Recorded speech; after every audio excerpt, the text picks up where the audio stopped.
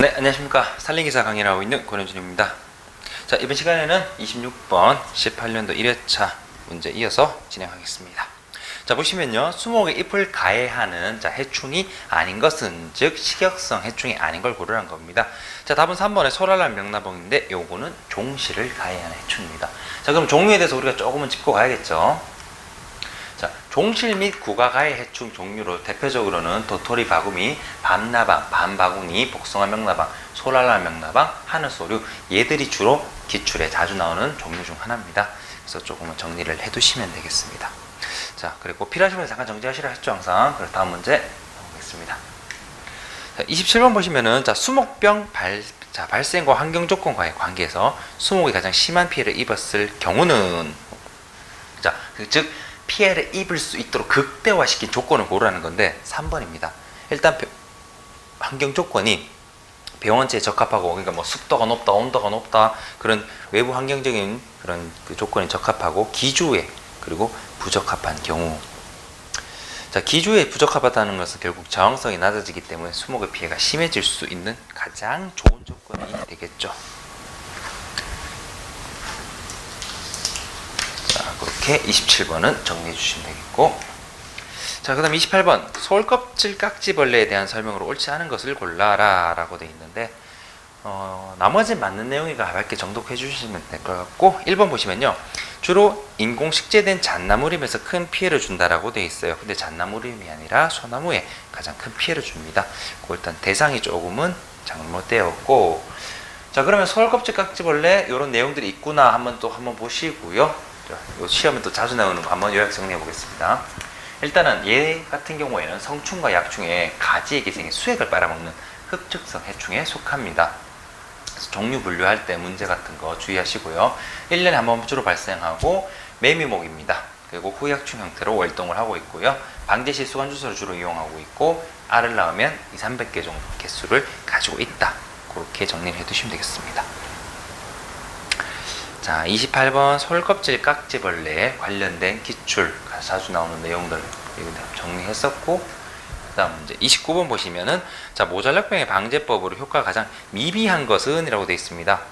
자, 모잘락병 같은 경우에는 뭐 토양 소독, 종자 소독, 그 종자가 토양에서 전반되기 때문에 그런 소독도 필요하겠죠. 환경 개선 당연히 필요합니다. 근데 옥시테트라사이클린이 나오는데 얘는요, 파이토플라스마에 의한 뭐 오리나무 빗자루병, 대추나무 빗자루병 이런 거에 좀 효과가 좋아요. 그래서 4번 자체가 효과적으로는 미미하다. 옥시테트라사이클린은 파이토플라스마에 가장 무조건 그냥 100% 기출 사항으로 자주 나오는 것 중 하나입니다. 자, 모잘배 방제로는요, 일단 배수가 원활하게 해야 돼요. 그리고 과습을 피해야 됩니다. 통기성 양호하게 하는 거 모두 다 관련되고요. 자, 복토를 너무 두껍지 않게 하고 토양에 소독하는 게 좋습니다. 왜냐? 토양에 의해서 전반되니까. 종자도 마찬가지고요. 밀식될 경우 소가배기 해주고요. 질소질 비료 같은 경우에는 사용을 좀 적절하게 한다. 근데 어지간한 이런 방제 개념으로서는 질소질 비료 사용을 너무 과하게 해주는 것은 좋지 않습니다. 모든 것들이 마찬가지예요. 모든 병해충에 다 포함되는 내용입니다. 자, 30번 보시면은 오리나무 잎벌레의 월동 형태와 장소라고 물었습니다. 자, 이거 그냥 단답형 문제죠. 2번입니다. 오리나무 잎벌레는 성충으로 땅 속에서 월동을 주로 하고 있습니다. 자, 그럼 오리나무 잎벌레 관련해서 자주 나오는 기출 내용 한번 정리해 놓으면요, 일단 1년에 한 번 발생하는 내용 한번 나온 적 있었고요. 그리고 성충 형태로 지피물 혹은 흙 속에서 월동하는 거, 땅 속에서 월동하는 거. 자, 그리고 이 부분 오리나무 잎벌레에서 기출에 가장 또 많이 짚는 내용 중 하나가 성충과 유충이 동시에 잎을 식게 한다. 그래서 기출에 뭐가 나오냐면, 자, 잎을 그 성충과 유충 형태로 동시에 식게 하는 벌레 병해충은 무엇인가? 오리나무 잎벌레. 자, 요 기출 문제가 주로 좀 많이 나왔었습니다. 자, 30번 그렇게 정리하시면 되겠고요. 자, 31번 보시면은, 다음에 하늘소 유충 중에서 톱밥 또는 배설물을 나무 밖으로 배출하지 않고 발견되기 어려운 것은, 최근 문제 은행식으로서 동일한 문제 형태로 계속 나오고 있는 것 중 하나인데 3번에 있는 향나무 하늘소에 대한 내용입니다. 향나무 하늘소는 형성층이나 목질부 같은 데 피해를 주로 바로 바로 주는 편이에요. 바로 그냥 가해하기 때문에. 그리고 똥을 밖으로 별도 배출하지 않으니까 발견이 조금 늦고, 그래서 우리가 치료라든지 처치가 조금은 좀 늦어지는 그러한 경향이 있는 것 중 하나입니다. 자, 31번은 그 정도만 일단 정리를 해두시면 되겠습니다. 그 이상 문제가 뭐 따로 변형되거나 이런 건 없는 케이스 문제입니다. 자, 32번 수목에 기생하는 식물로 낙엽성인 것은, 자, 낙엽성을 골라라 라는 건데, 요거는 특수문제로 보시면 될 것 같아요. 지금까지 좀 자주 나오지 않는 패턴의 문제 중 하나인데, 일단 답은 2번에 있는 꼬리겨우살입니다. 얘는 나중에 겨울이 되면 완전히 다 잎이 떨어지는 낙엽성 성질을 가지고 있어요.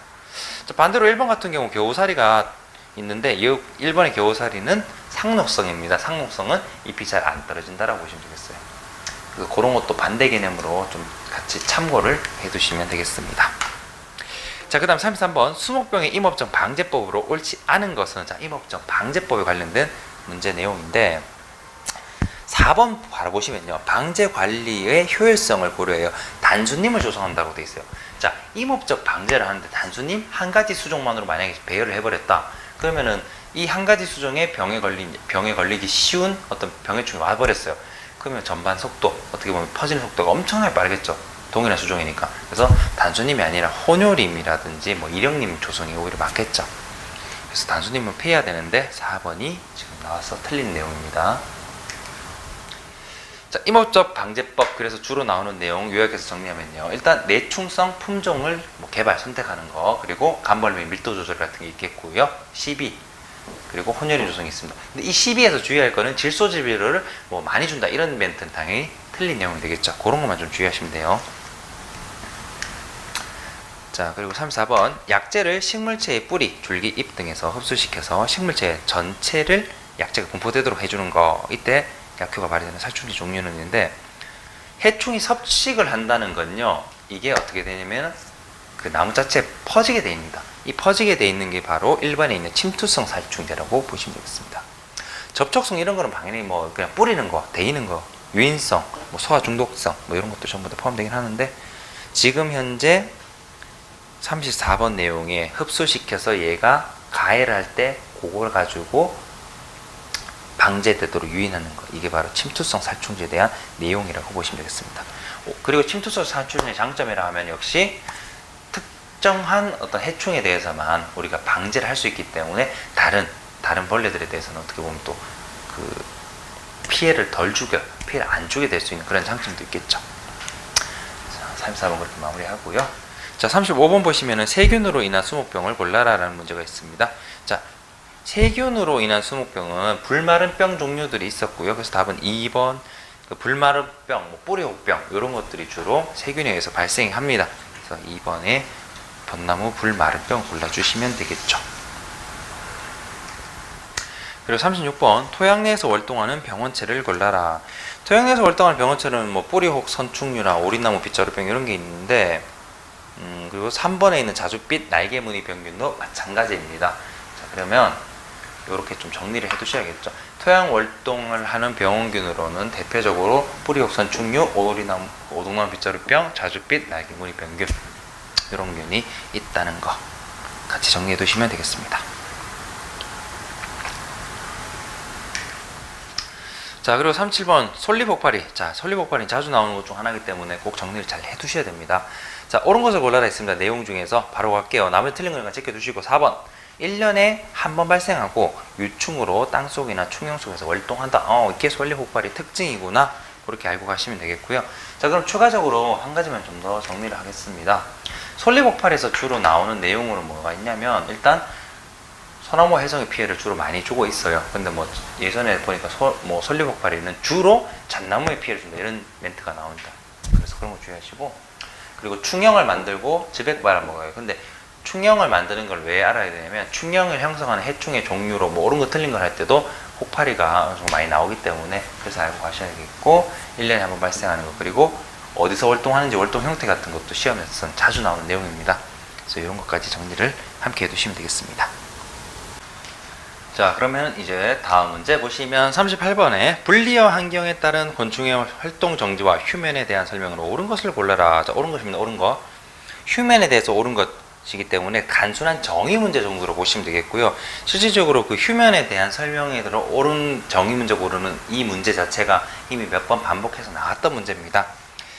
답은 2번이라고 보시면 돼요. 자세한 설명은 일단은 까진 필요 없는 내용이기 때문에, 일단 휴면, 잠을 잔다는 개념인데 뭐냐, 2번 활동 정지는 환경 조건이 개선되면 곧 정지 종료된다. 즉 겨울잠을 자고 있는데 온도가 높아지면 그때부터 체내의 어떤 활성 세포들이 활성화되면서 효소들도 뭐 발현이 되고 그러면서 이제 종료된다. 즉 활동을 시작한다. 그게 휴면에 대한 정의로서 한 가지 내용이라고 보시면 돼요. 자, 휴면은 자는 거고 활동 정지는 환경이 개선되면 종료가 된다는 거, 움직이기 시작한다는 거. 답은 2번으로 보시면 되겠습니다.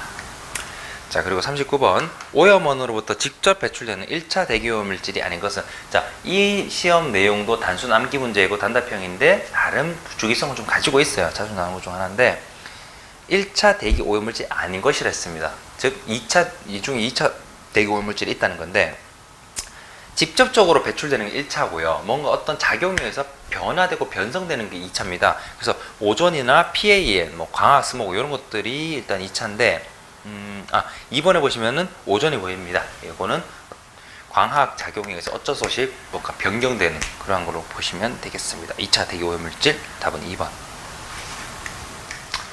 자, 40번 보시면은 남서 방향으로 고립되어 생육하고 있는 잇목, 코르크층이 발달되지 않은 수종에서 많이 나타나는 현상.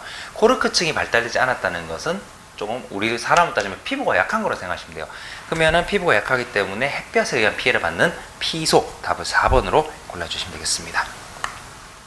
코르크가 발달이 약한 대표 수종으로 시험에 자주 나오는 게 오동나무, 가뭄비나무 이런 것들이 좀 많이 나오죠. 그런 거 참고 또 하시면 되겠습니다.